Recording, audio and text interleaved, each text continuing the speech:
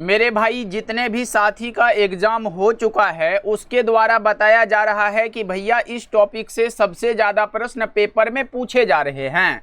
तो मेरे भाई अगर आपका भी एग्जाम आने वाले दिनों में होने वाला है तो इस क्लास को आप लोग जरूर देख के जाइएगा, क्योंकि इस क्लास में हम लोग उसी टॉपिक के प्रश्नों को करेंगे जहां से आपके पेपर में सबसे ज़्यादा प्रश्न पूछे जा रहे हैं। ओके जी, तो चलिए फिर क्लास को स्टार्ट करते हैं। मेरे भाई क्लास को बिल्कुल ध्यान से देखिएगा, क्योंकि मैंने यहाँ पे लिखा है कि यहीं से प्रश्न पूछेगा, क्योंकि ये सभी वही टॉपिक है जहां से सबसे ज़्यादा प्रश्न अभी पूछे जा रहे हैं।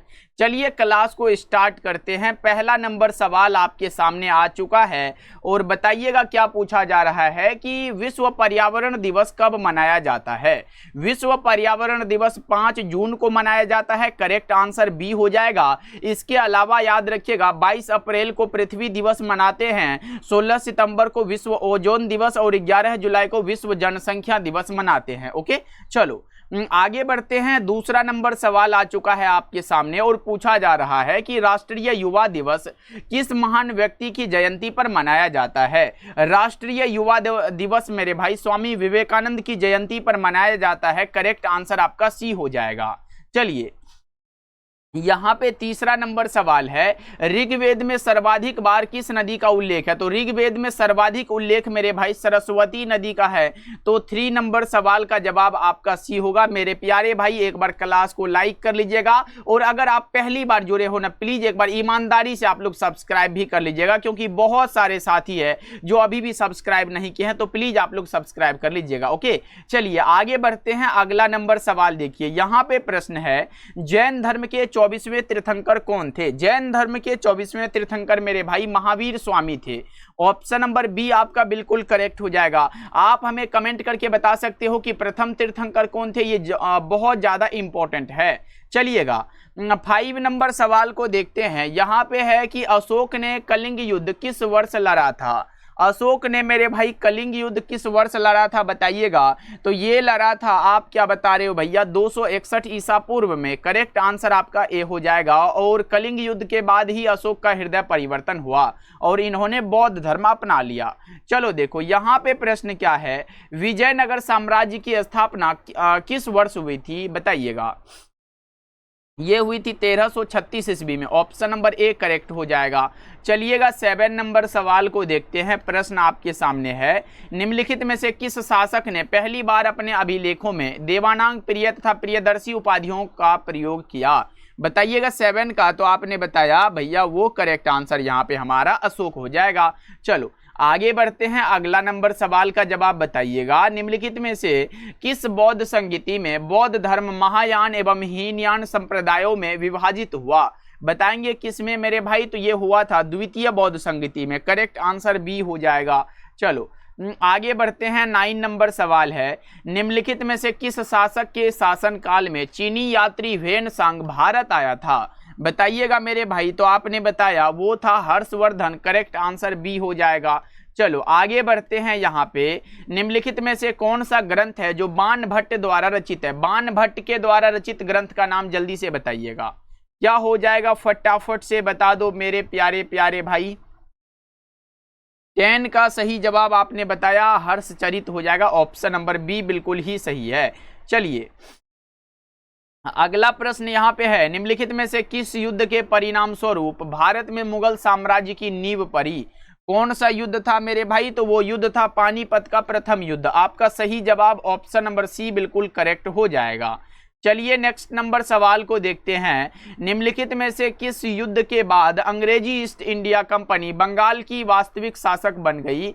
तो वो कौन सा युद्ध था मेरे भाई, बक्सर का युद्ध, करेक्ट आंसर बी होगा, जो कि 1764 में बक्सर का युद्ध हुआ था। ये बात भी आप लोग याद रखिएगा, पेपर में आ जाता है। चलो आगे बढ़ते हैं। यहाँ पे 13 नंबर सवाल है, निम्नलिखित में से किसने 1857 के विद्रोह के समय कानपुर में नेतृत्व किया। तो कानपुर के नेतृत्वकर्ता नाना साहब थे।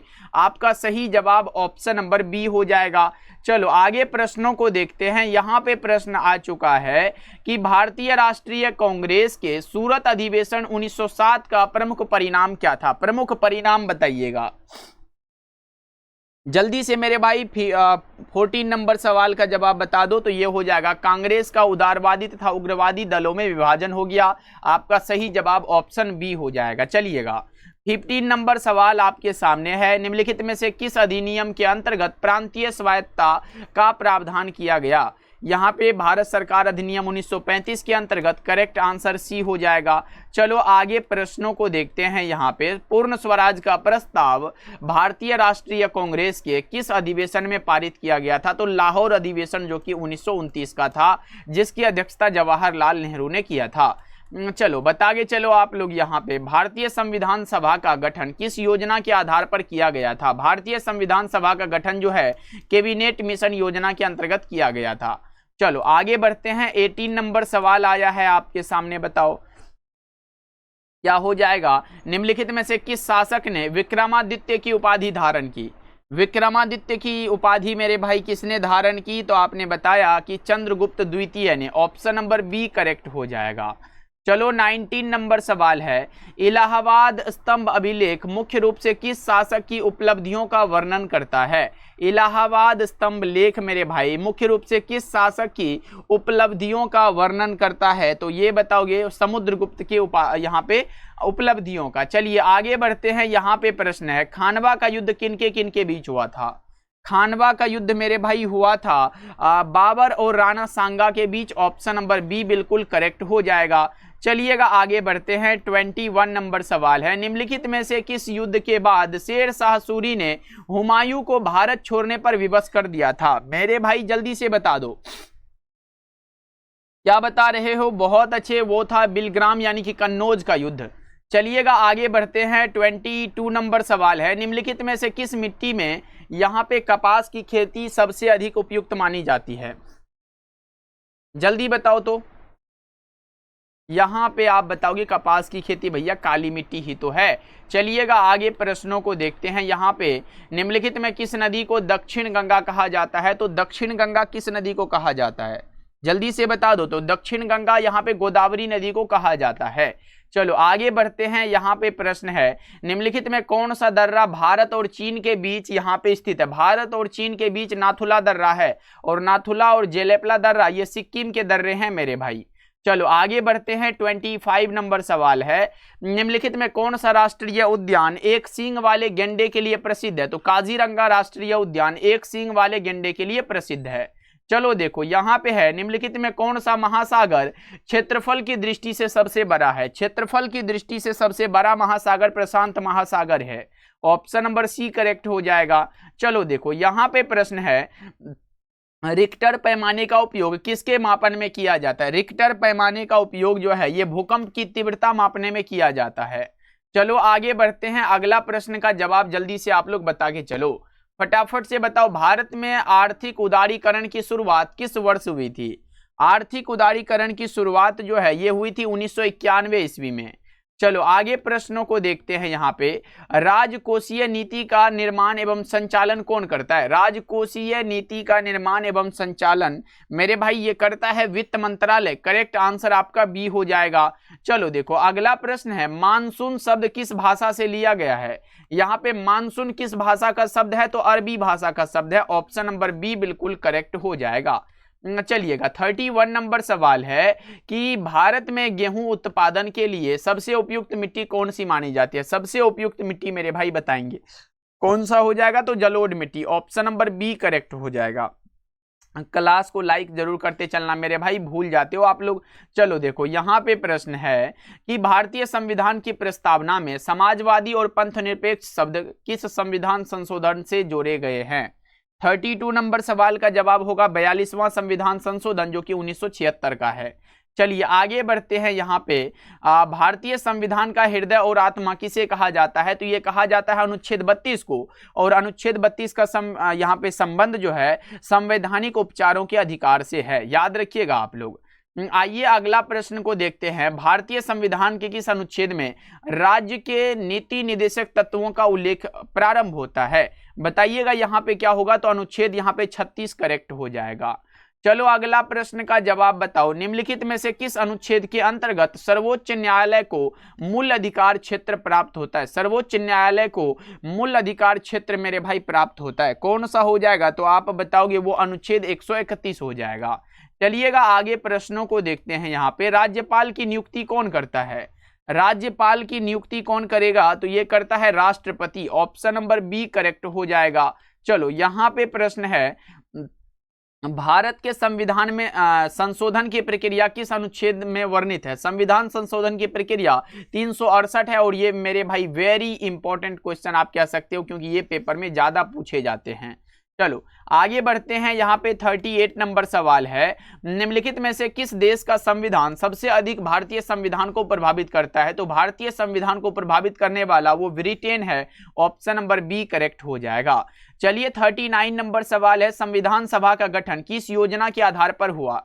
संविधान सभा का गठन कैबिनेट मिशन योजना के आधार पर हुआ। करेक्ट आंसर बी हो जाएगा। चलिए 40 नंबर सवाल को देखते हैं। यहाँ पे जुलाई 2026 में अंतर्राष्ट्रीय शतरंज महासंघ के अंतरिम अध्यक्ष का कार्यभार किस भारतीय ने संभाला मेरे भाई? बताइएगा। तो ये संभाला था विश्वनाथ आनंद ने। यहाँ पे 40 का बी ऑप्शन करेक्ट हो जाएगा। चलो आगे प्रश्नों को देखते हैं कि 2026 राष्ट्रमंडल खेलों में भारत पदक तालिका में किस स्थान पर है? भारत मेरे भाई पदक तालिका में किस स्थान पर है? तो चौथे स्थान पर है। चलो आगे बढ़ते हैं। 42 नंबर सवाल है, 2030 राष्ट्रमंडल खेलों का आयोजन भारत के किस राज्य में होगा? किस राज्य में होगा? तो ये होगा गुजरात राज्य में। चलो आगे प्रश्नों को देखते हैं। यहाँ पे प्रश्न आ चुका है कि हाल ही में किस देश के साथ भारत ने मुक्त व्यापार समझौते को लेकर महत्वपूर्ण प्रगति की है? चलो जल्दी से बता दो। बहुत अच्छे, यहाँ पे यूनाइटेड किंगडम हो जाएगा। ऑप्शन नंबर बी बिल्कुल करेक्ट हो जाएगा। चलो आगे बढ़ते हैं। 44 नंबर सवाल आ चुका है आपके सामने, हाल ही में विश्व पर्यावरण दिवस 2026 की थीम किस विषय पर केंद्रित रही? तो वो थीम था प्लास्टिक प्रदूषण को रोकना। करेक्ट आंसर आपका बी हो जाएगा। चलो आगे प्रश्नों को देखते हैं। यहाँ पे प्रश्न आ चुका है, हाल ही में किस भारतीय को एआई एवं सेमीकंडक्टर निवेश के प्रमुख केंद्र के रूप में विकसित किया जा रहा है? बताएंगे तो वो यहाँ पे हो जाएगा Hyderabad. Option number C correct हो जाएगा। चलो आगे प्रश्नों को देखते हैं। वस्तु एवं सेवा कर यानी कि जीएसटी भारत में कब लागू किया गया था? 1 जुलाई 2017 को भारत में जीएसटी लागू किया गया था। चलो जी यहाँ पे बताओ तो भारत में पंचवर्षीय योजना का निर्माण किस संस्था के द्वारा किया जाता था? तो यहाँ पे योजना आयोग के द्वारा। ऑप्शन नंबर सी हो जाएगा। चलो देखो यहाँ पे है, श्वेत क्रांति किससे संबंधित है? तो दुग्ध उत्पादन से। श्वेत क्रांति का जनक वर्गीज कुरियन को कहा जाता है। 49 नंबर सवाल है, निम्नलिखित में किस क्षेत्र का भारत की राष्ट्रीय आय में सबसे अधिक योगदान है? तो वो आपका तृतीय क्षेत्र हो जाएगा ना। ऑप्शन नंबर सी बिल्कुल करेक्ट हो जाएगा। और आज के इस क्लास का आपका लास्ट सवाल है कि भारतीय अर्थव्यवस्था को किस प्रकार की अर्थव्यवस्था कहा जाता है? तो मिश्रित अर्थव्यवस्था। 50 का राइट आंसर सी हो जाएगा। तो मेरे भाई इस 50 क्वेश्चन में आपका कितना सही हुआ ये बताइएगा, और आज का क्लास आपको कैसा लगा ये भी कमेंट करके बताइएगा। ओके जी, तो मिलते हैं अगले क्लास में, तब तक अपना ध्यान रखिएगा।